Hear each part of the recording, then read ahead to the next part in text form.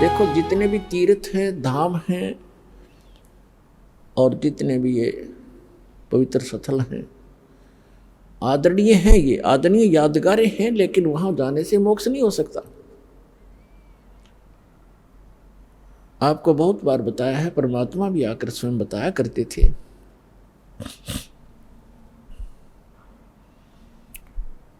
और कहा करते थे कि इन धामों पर जाने से आपका मोक्ष नहीं, उल्टा पाप और पाप प्राप्त और जीवन नाशी आपका होता है। आपको एक झलक दिखाते हैं ये तीर्थ कैसे बने जहां हम पूजने जाते हैं। देखिएगा एक पुस्तक, ये पुस्तक है हिमालय तीर्थ, और ये हमारे शंकराचार्यों द्वारा दिए गए दिया गया ज्ञान है। ये है जेपी नबूरी, इसका प्रकाशक है। ये देखिएगा, हिमालय तीर्थ, जेपी नबूरी, उप मुख्य कार्यकारी, श्री बद्रीनाथ केदारनाथ मंदिर समिति, ट्रैक्स एंड टूर्स, कलकत्ता, और ये यहाँ से छपे हैं।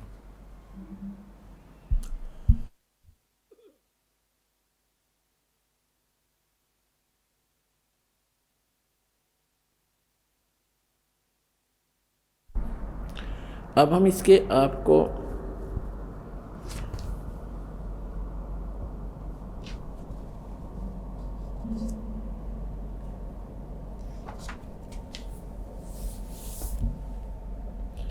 ये देखिएगा, उत्तराखंड के पंच केदार, ये पृष्ठ नंबर 17 है।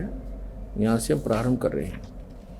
ये 18 पृष्ठ है, यहाँ से हम ये 17 पृष्ठ है।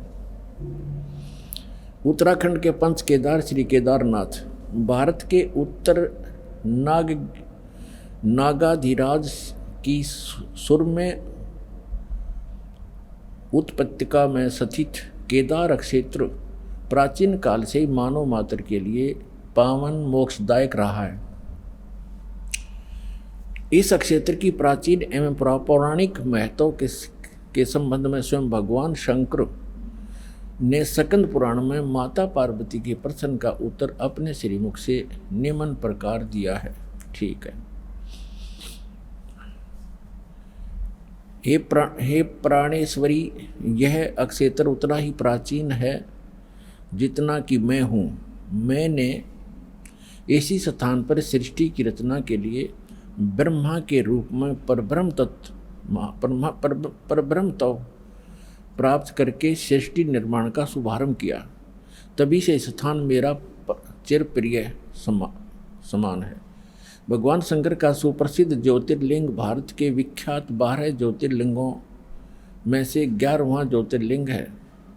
सुदूर उच्च हिमालय में समुद्र तल से 11,750 फीट की ऊंचाई पर श्री नर और नारायण ऋषि द्वारा प्रतिष्ठित है।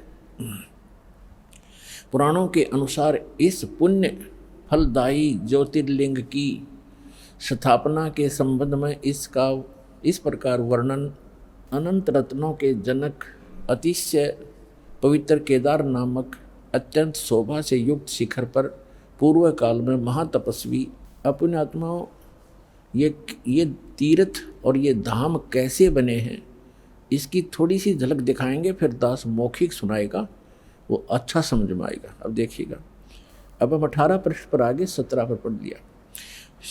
यहाँ पर पीछे से हमने पढ़ा है,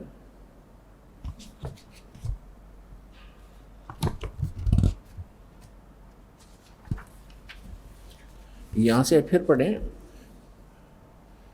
ये है कि पवित्र केदार नामक अत्यंत शोभा से युक्त शिखर पर पूर्व काल में महातपस्वी कौन? ऋषि श्री नर और नारायण ने, ये 2 ऋषि थे, नर और नारायण ने भगवान शिव को प्रसन्न करने के लिए बड़ी कठिन तपस्या की। इस तपस्या से तीनों लोकों में उनकी चर्चा होने लगी, जिसकी सभी लोकों में प्रशंसा होने लगी।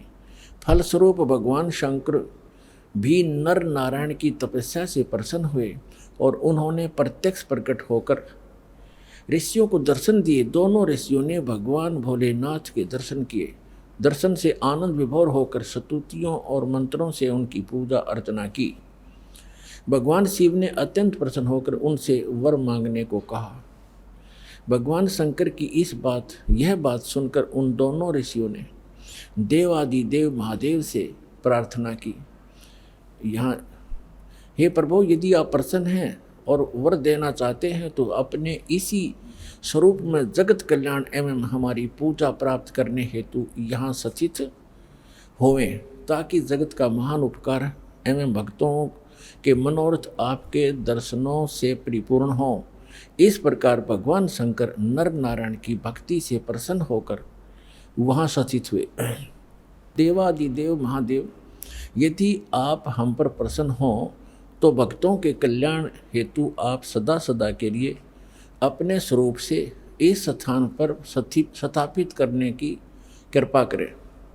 अपने स्वरूप को यहाँ स्थापित करने की कृपा करें। यहाँ आकर आपका दर्शन पूजन करने वाले मनुष्यों को आपकी अविनाशी भक्ति प्राप्त होगी। ऋषियों की प्रार्थना सुनकर भगवान शिव ने ज्योतिर्लिंग के रूप में वहाँ यह वास करना स्वीकार कर लिया। भगवान शिव ने वर मांगते हुए नर और नारायण ऋषियों ने भगवान शिव से वर मांगते हुए नर और नारायण ऋषियों ने इस ज्योतिर्लिंग और इस पवित्र स्थान के विषय में जो कुछ कहा है वह अक्षर से सत्य है। इस ज्योतिर्लिंग के दर्शन पूजन तथा यहाँ स्नान आदि करने से भक्तों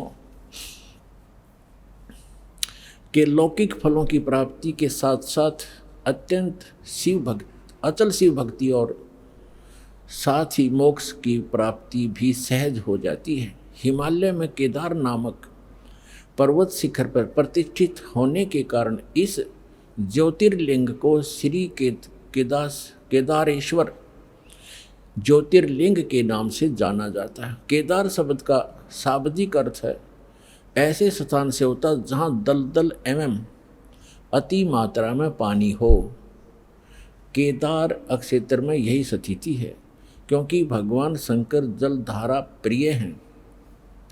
नर और नारायण ऋषियों के पश्चात अन्य ऋषि मुनियों व भक्तों द्वारा यह ज्योतिर्लिंग पूजित रहा। तत्पश्चात महाभारत काल में पांडवों द्वारा गोत्र हत्या अर्थात महाभारत युद्ध में अपने भाई बंधुओं आदि की हत्या के पाप से मुक्त हेतु यहाँ पर देवादिदेव महादेव की आराधना की गई। इसी प्रसंग में पुराण में एक कथा आती है।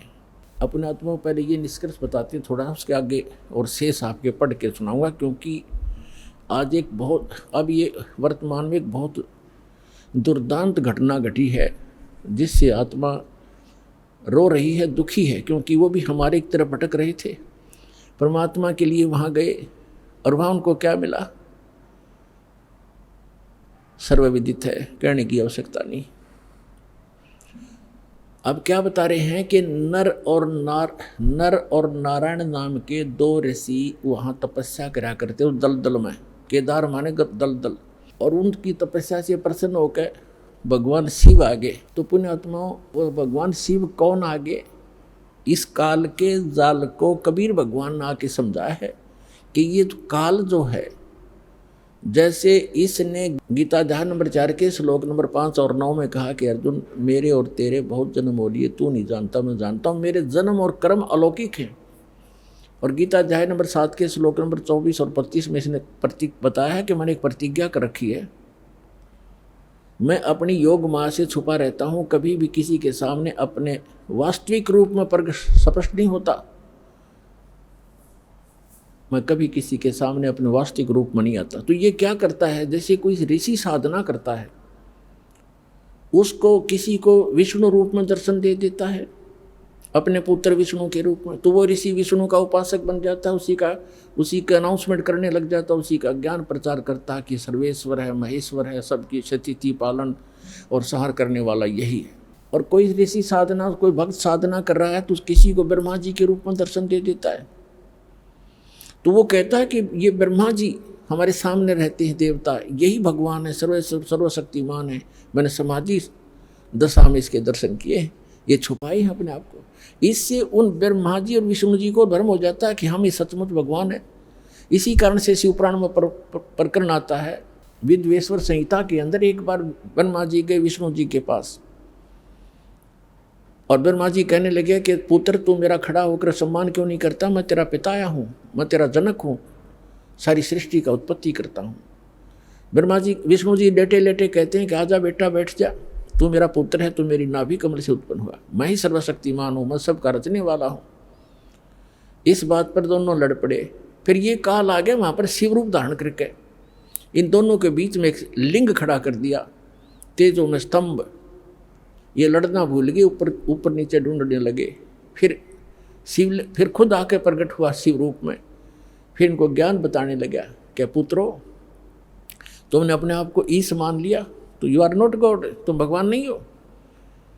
और इसी तुमने 2 डिपार्टमेंट 2 विभाग मेरे से प्राप्त किए हैं, मैं चीफ मिनिस्टर हूँ यहाँ का। ये काल जो है एक ब्रह्मांड में चीफ मिनिस्टर का काम, इसका रोल समझो। और अन्य ब्रह्मा विष्णु महेश एक विभागीय मंत्री हैं, रजोगुण विभाग के ब्रह्मा जी और सतोगुण विभाग के विष्णु जी। यानी रजोगुण से जो क्रिया हो रही है जिसको हम उत्पत्ति कहते हैं, ये उत्पत्ति करता नहीं है, यह तो उत्पत्ति करवाता है। संतान उत्पत्ति हम उसके प्रभाव से करते हैं। और सतिथि ये विष्णु जी कहते हैं उत्पत्ति और सतिथि जो तुम्हें दी है मैंने, ये मेरे से प्राप्त है, तुमने तप करके प्राप्त किए, मैंने तुम्हें विभाग दिए। इसी प्रकार रुद्र और शिव को भी, शंकर को भी मैंने अलग से, महादेव महेश्वर को भी मैंने 2 करते दिए हैं, संहार और तिरोभाव। और बोलने वाला 5वां ये काल है, ये कभी अपने वास्तविक रूप में नहीं आता, ऐसे कभी विष्णु के रूप में, कभी शिव के रूप में, कभी ब्रह्मा जी के रूप में आता है।